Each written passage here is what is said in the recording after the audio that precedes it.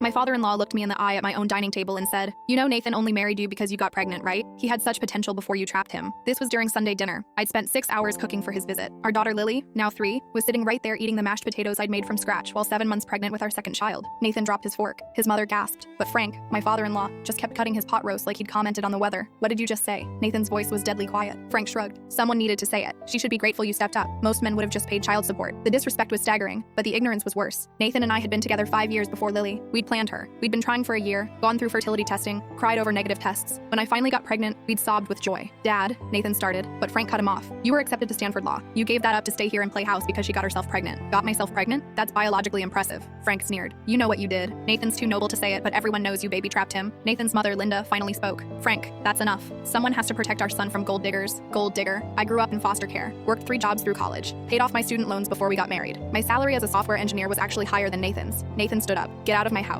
"Your house? You mean the house her money bought? See, she's even emasculated you." That's when I laughed. "Frank, you've been unemployed for 2 years. Linda pays all your bills. You're literally living off your wife while calling me a gold digger." His face went purple. "I was laid off. I'm between opportunities." "For 2 years? What opportunities? You turned down 3 jobs because they were beneath you." Linda looked shocked. "Frank, you told me those companies never called back." The truth started spilling out. Nathan had known but kept quiet out of respect for his mother. Frank hadn't been laid off. He'd been fired for harassment. The jobs he'd turned down were the only ones willing to overlook his termination. He spent his days at the golf course using Linda's credit cards. "At least I didn't ruin my child's life," Frank spat at me. "No, you're just ruining moms," Nathan said. "Sarah graduated summa cum laude while pregnant. Started her master's while working full-time with a newborn. She's the reason I could take the DAG position instead of corporate law.